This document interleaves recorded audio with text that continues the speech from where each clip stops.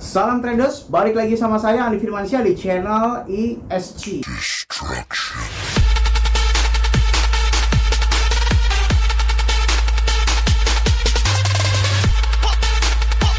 Oke, kali ini di video ini saya akan menerangkan atau menjelaskan pendapat versi saya pribadi. Akankah Bitcoin menembus harga 300 juta dan mengulang sejarah lagi seperti pada tahun 2017 lalu, oke? Dan di tahun 2020 ini atau tahun 2021, apakah Bitcoin akan menembus 300 juta, oke? Sebelum itu jangan lupa klik like, comment, dan subscribe ya. Logikanya kalau misalnya kalian nggak subscribe, ngapain saya buat video lagi? Dukung terus channel ini agar seluruh rakyat Indonesia tidak tersesat dalam pembelajaran dunia cryptocurrency, oke? Nah, jika kita masuk ke dalam Indodax dan sekarang kita melihat bahwasanya Bitcoin telah menembus harga 175 juta dan kemarin ini sempat menembus ya angka-angka hampir 180 juta lah. Nah, di sini banyak sekali orang yang bertanya kepada saya, "Bang, menurut pendapat lu kan kadang-kadang skeptis banget tentang Bitcoin, Indodax dan sebagainya." Enggak. Saya di sini tidak skeptis atau saya tidak terlalu berpikir negatif dengan apapun itu. Saya hanya berbicara realistis sesuai dengan ilmu yang saya pelajari. Seperti pada waktu itu pada bilang bahwasanya Bitcoin halving akan terus naik dan sebagainya. Saya bilang bullshit. Ternyata benar kan, tidak terjadi apa-apa gitu kan. Dan saya juga dalam video itu juga bilang bahwasanya Bitcoin akan naik secara signifikan beberapa bulan atau mungkin mendekati akhir tahun di tahun penghujung 2020 ataupun tahun awal 2021. Nah, dengan beberapa catatan. Ketika saya sedang melihat Indodax sekarang dengan Bitcoin mencapai harga 175 juta ya, kita bisa melihat di sini, dan total volume 55,3 miliar dan beberapa altcoin lainnya ya kan. Altcoin yang lainnya coba kita ngelihat koin yang sangat berpengaruh juga, Ethereum. Ethereum di sini juga sangat naik secara signifikan ya, mulai dari harga 1 juta 2 juta sekarang sudah menembus harga 5,7 juta atau mencapai sedikit lagi 6 juta atau mungkin pernah mencapainya. Di samping itu pula tidak terjadi perubahan yang aneh. Maksudnya apa? Dulu beberapa di video saya bahwa saya kan pernah bilang bahwasanya Bitcoin ini sedang tidak bergerak. Artinya semua hanya mengikuti kurs dolar. Oke? Dan sekarang bisa kita melihat bahwasanya sama-sama naik, guys. Sama-sama naik. Bitcoin naik mencapai 175 juta dan kita bisa ngelihat dolar, bisa ngelihatnya, kita ngelihat dolar ya. Bisa ngeliat dolar harganya 14.700 ya kan, 14.700. Nah, apakah artinya ini? Kenapa USDT dan Bitcoin ini sama-sama naik gitu kan? Padahal kan sebelum lu bilang bahwasanya Bitcoin ini kan kalau harga USDT itu naik berarti Bitcoin turun, begitu pula sebaliknya. Nah, berarti Anda tidak melihat atau tidak memahami seluruh apa yang saya katakan di dalam video itu. Saya bilang bahwasanya Bitcoin ini sedang tidak terjadi apa-apa di beberapa bulan yang lalu. Tetapi sekarang, nah, ini saya akui bahwasanya ada beberapa tanda yang memang benar Bitcoin akan naik ke 300 juta lagi. Tapi sekali lagi saya realistis. Kalau untuk ke 300 juta mungkin bisa jadi, tetapi saya lebih berkeyakinan lagi hanya sekitar di atas 200 sampai 250 juta saja. Kalau untuk ke 300 juta langsung cukup sulit ya, cukup sulit. Itu pun bisa di penghujung tahun, oke? Nah, alasan pertama kenapa Bitcoin ini bisa saya katakan mencapai 200 juta lagi. Yang pertama, sudah terlalu lama Bitcoin itu tidak bisa menembus breakout-nya. Oke, itu alasan pertama. Kalau kita bisa ngelihat breakout yang tentang Bitcoin ini ya, kita bisa ngelihat di Advanced Chart Indodax dan ubah time frame-nya ini menjadi 1 minggu ya. Ubah time frame-nya ini menjadi 1 minggu dan kita akan mengetahui chart Bitcoin yang beberapa kurun waktu itu telah turun terus-menerus ya. Nah, kita bisa melihat chart bahwasanya di penghujung tahun 2017 waktu itu ya, di sini ya, Bitcoin mencapai 300 juta ya kan. Dan beberapa kali mencoba breakout tapi gagal. Breakout tapi gagal di tahun 2018 atau 2019 mencapai sekitar 36 juta dan Bitcoin akan dibilang bahwasanya mati dan sebagainya, dan terus mencoba untuk breakout kembali di area 2019 bulan 6 ya. Di sini ya kita bisa melihat bahwasanya hampir tembus 200 juta lagi dan sekarang telah ada di titik bahwasanya dia mencoba untuk breakout ya kan, menuju ke 200 juta lebih. Kalau misalkan di sini mencapai 200 juta, ini kan batasannya ya kan, ini batasannya sekitar segini nih. Apabila di sini telah menyentuh garis resisten sekarang ya, garis resisten sekarang dan tembus, dan resisten itu berubah menjadi support ya kan, dia akan mencapai ke 250 juta lagi karena memang sudah terlalu lama ya, mulai dari tahun 2017 ya kan, di 2020 ini didukung pula dengan halving yang di pertengahan tahun kemarin, ya kan, dan ini bisa menyebabkan harga Bitcoin naik secara signifikan. Itu yang pertama. Lalu yang kedua, volume yang masuk akal, oke? Nah, kalau saya bilang biasanya, kalau saya selalu bilang bahwasanya, lu terlalu skeptis bang, habis Bitcoin naik, lu bilang turun dan sebagainya. Ya memang itu faktanya. Beberapa volume yang udah nggak masuk akal biasanya. Nah, itu cenderung hanya permainan cukong biasanya. Tetapi bisa kita melihat bahwasanya sekarang ini semua volume ini udah stabil. Bitcoin di angka 50 miliar volumenya ini udah stabil banget di Indodax ya. Dengan adanya kestabilan volume per hari bahkan per minggu, ya kan, biasanya ketika volume stabil tapi harga terus naik secara signifikan, itu menandakan bahwasanya ini adalah naik beneran, biasanya kayak gitu. Walaupun nanti akan terjadi beberapa koreksi di area 150 juta lagi atau 160 juta lagi, ini bisa jadi cenderung akan naik, ya kan. Dan beberapa volume yang koin yang lainnya juga ini koin stabil semuanya. Jadi nggak terlalu ngada-ngada, nggak terlalu sepi, bukan flash pump, bukan flash dump. Ya, kita bisa melihat yang mulai dari ACT, ADA yang volumenya ini mencapai 1 miliar, 5 miliar, 7 miliar. Ini hanya rata-rata saja gitu kan. Yang mungkin ada beberapa koin yang tidak masuk akal volumenya, dan itu hanya menunggu waktu saja. Dari sini bisa saya katakan bahwasanya semua ini untuk mencoba naik ya, nih sampai 84% kenaikan HPB dan lain sebagainya gitu kan. Dan banyak sekali koin-koin yang naik lebih dari 50% kemarin, dan kita bisa melihat bahwasanya seluruh volumenya ini normal. USDT normal, ya kan, 15 miliar ini normal-normal aja, ya kan. Di Bitcoin juga 55 miliar. Kita melihat Ethereum berapa volumenya, kita lihat.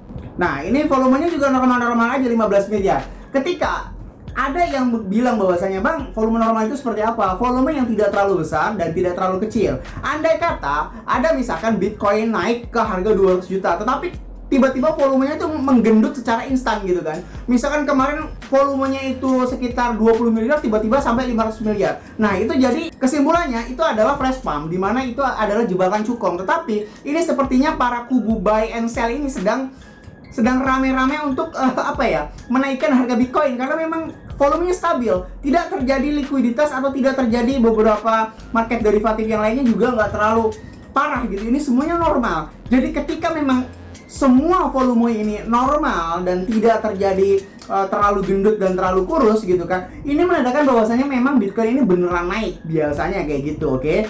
Nah, lalu yang selanjutnya adalah seperti yang saya bilang tadi, yang pertama adalah sudah Bitcoin jenuh, ya kan, sudah terlalu lama tidak berubah apapun dan didukung pula dengan halving. Lalu yang kedua, volume yang normal. Dan yang ketiga, untuk kesekian kalinya, bukan kesekian kalinya, dari beberapa waktu, dekade, bulan yang lalu atau tahun yang lalu gitu kan ya, biasanya Bitcoin dan USDT itu selalu berantem, ya kan. Bisa kalian lihat di video-video saya sebelumnya bahwasanya saya selalu mengatakan bahwasanya ini Bitcoin tidak bergerak, tetapi USDT nih ya yang bergerak, oke? Karena adanya virus corona dan lain sebagainya. Tapi ini untuk pertama kalinya bisa kita melihat bahwasanya kalian secara sadar atau tidak sadar, Bitcoin ini kompak dengan dolar, oke? Kompak dengan dolar USDT, karena USDT ini adalah perbentukan dari US dollar, oke? Kita bisa lihat bahwasanya USDT ini kalau misalkan di area 14.300 ke atas, itu berarti memang sedang naik.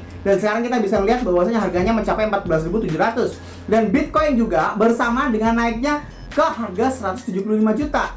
Dan ini adalah untuk kurun pertama kalinya dari kesekian waktu USDT dan Bitcoin itu kompak. Ketiga hal tersebut ini sangat-sangat berpengaruh. Yang pertama yaitu tadi adanya halving, volume yang memang sangat normal, dan untuk pertama kalinya Bitcoin dan USDT kompak. Ini memang bagi sebagian orang adalah itu mah kebetulan banget aja. Enggak kebetulan. Justru kebetulan yang seperti ini adalah sulit sekali untuk dilakukan gitu kan. Sulit sekali untuk dilakukan bahwasanya USDT dan Bitcoin itu bersama itu sulit banget.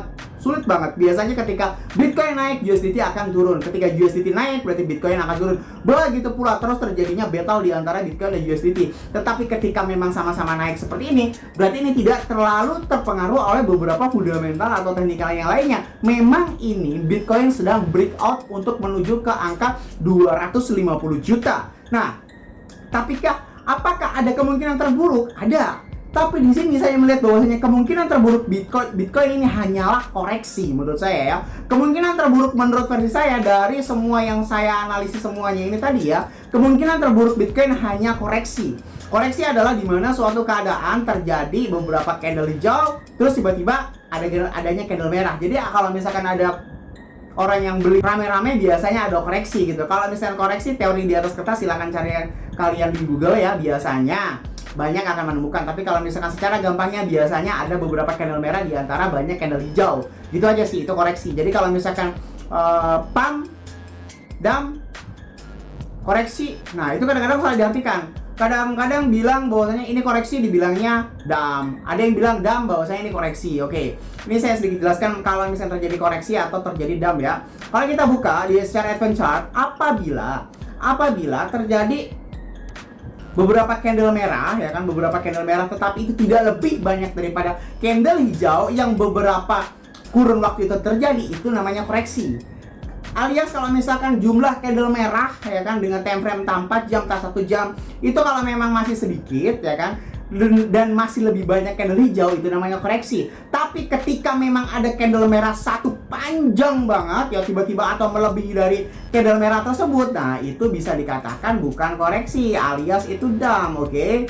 Kita ngeliat time frame di 1 hari ya. Nah, ini kita bisa ngeliat bahwasanya time frame 1 hari ini menunjukkan bahwasanya Bitcoin dari harga 130 juta mencapai harga 180 juta, ya kan? Dan di sini itu tidak terjadi candle merah yang dump parah, itu tidak terjadi. Hanya satu candle merah di sini tetapi dia balik lagi, ya kan? Ini berarti cukong ini sedang instant sell gitu kan. Nah, di sini mengambil kesimpulan bahwasanya mungkin kemungkinan terburuknya hanya sedikit koreksi, ya kan? Kalaupun tidak koreksi, ya itu berarti harus Anda siap-siap. Yang namanya di dunia ini tidak ada teori mutlak atau tidak ada ilmu yang mutlak. Kalau misalkan ada ilmu yang mutlak, semua orang udah kaya gitu kan. Kita hanya bisa mengira-ngira, tetapi jangan terlalu mendahului takdir. Kita harus bisa, kita menganalisis boleh, kita berpendapat boleh, tetapi jangan terlalu menganggap bahwasanya segala yang kalian yakini itu adalah 100% gitu kan. Misalkan kalian punya duit 100 juta, banyak analisis yang bilang bahwasanya Bitcoin akan tembus 200 juta. Tiba-tiba kalian all in 100 juta itu tadi ya, salah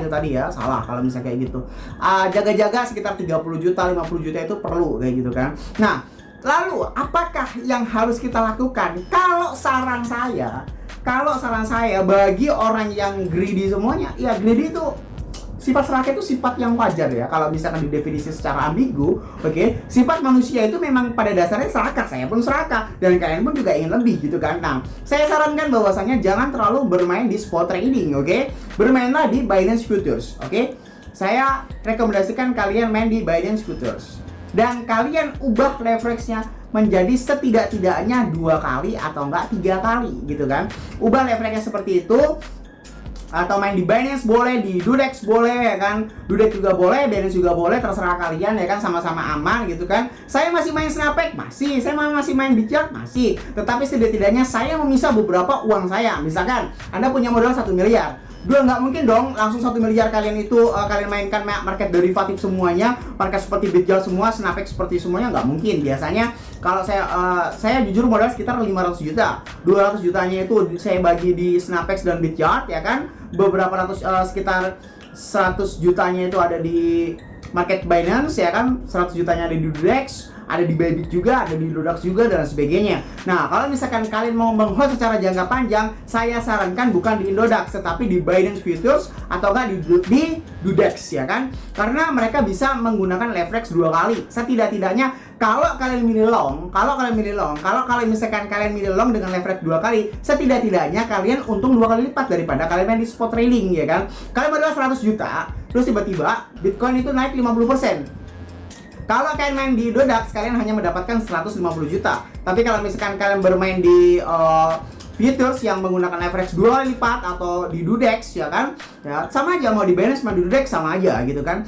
Ya modal Anda akan mencapai 200 juta. Lumayan dong, selisih 50 juta gitu kan. Dan nggak ada biaya inapnya. Di Binance sama di Dudex tidak ada biaya inapnya, oke?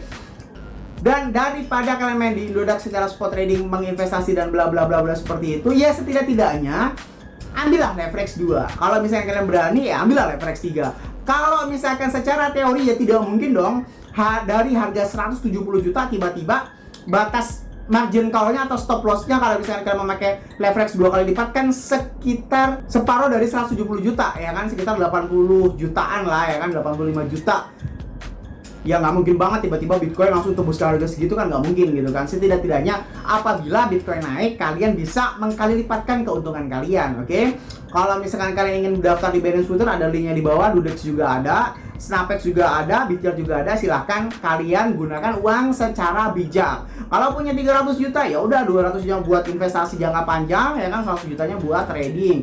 Kalau trading saya sarankan masih di Snapex dan Bityard. Kalau investasi jangka panjang itu saya sarankan di Binance dan Dudex. Oke, kenapa nggak Dudex bang? Ya karena sekali lagi manusia itu kan pada dasarnya sifatnya serakah, ingin mendapatkan lebih dan terus lebih ya kan. Nah itu aja. Nah kalau misalkan kita bisa mengkalipatkan modal tanpa ada biaya apapun, ya kenapa enggak? Gitu aja kan. Use your logic man. Oke, semoga video ini bermanfaat. Jangan lupa klik like, comment, dan subscribe ya. Logikanya kalau misalkan kalian nggak subscribe, ngapain saya buat video lagi? Oke, saya Ali Firmansyah. Use your logic. Salam trader.